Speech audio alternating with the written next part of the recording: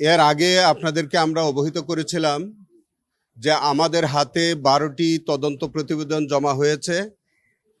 আমরা আপনাদেরকে অবহিত করেছিলাম যে এই 12টা প্রতিবেদন আমরা পর্যালোচনা করে পর্যায়ক্রমে আমরা ফরমাল চার্জ দাখিল করব। তারই ধারাবাহিকতায় আমরা একটি ফরমাল চার্জ ইতিপূর্বে আমরা দাখিল করেছি আজিমুল নামে একজন আসামির বিরুদ্ধে। আপনারা ইতিমধ্যে আপনাদেরকে আমরা জানিয়েছি। আজকে আমরা 2টি ফরমাল চার্জ আমরা ট্রাইব্যুনাল 2-তে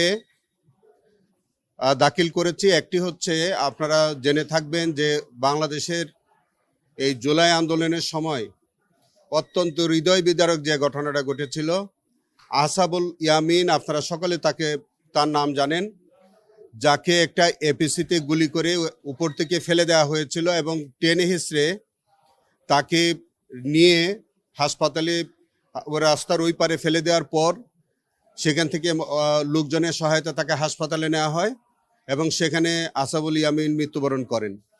এই হৃদয় বিদারক দৃশ্যটি সারা পৃথিবীতে তখন বিবেকে নাড়া দিয়েছিল এবং তার পরিপ্রেক্ষিতে সারা বাংলাদেশের মানুষ তৎকালীন ফ্যাসিস্ট সরকারের বিরুদ্ধে আন্দোলনে নেমে পড়ে এবং দলমত নির্বিশেষে তখন কিন্তু ওই আন্দোলনে ছাত্র জনতার সাথে তারা সকলে শরিক হয়েছিল এবং সেই ঘটনার পরে ইন্টারনেট বন্ধ হয়।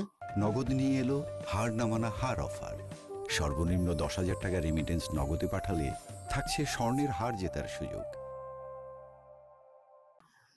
এবং এই ঘটনার পরিপ্রেক্ষিতে আজকে আমরা ফরমাল চার্জ দিয়েছি। সেখানে আমরা 19 জন আসামির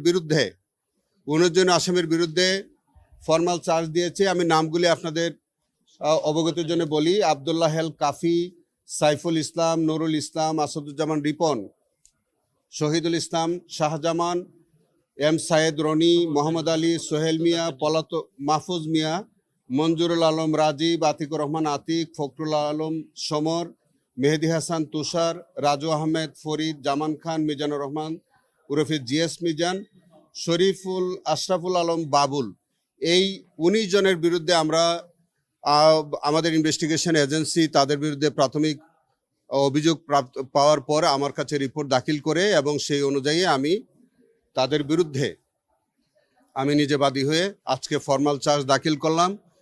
মাননীয় ট্রাইব্যুনাল এই ভিডিও ফুটেজটি তারা দেখেছেন এবং অত্যন্ত আবেগ আপ্লুত হয়ে তারা এই ভিডিও ফুটেজটি দেখেছেন এবং এই আসামিদের বিরুদ্ধে ট্রাইব্যুনাল অভিযোগ আমলে নিয়েছেন এবং আমাদের প্রেয়ার অনুযায়ী যারা ইতিমধ্যে গ্রেফতার আছে তাদেরকে এই মামলায় সনিরেস্ট করেছেন, যারা পলাতক আছে তাদের বিরুদ্ধে গ্রেফতারি পরোয়ানা দিয়েছেন এবং আগামী 25/8-26 তারিখে এটি পরবর্তী এই প্রতিবেদন এক্সিকিউশন রিপোর্টের জন্য দিন ধার্য করেছেন।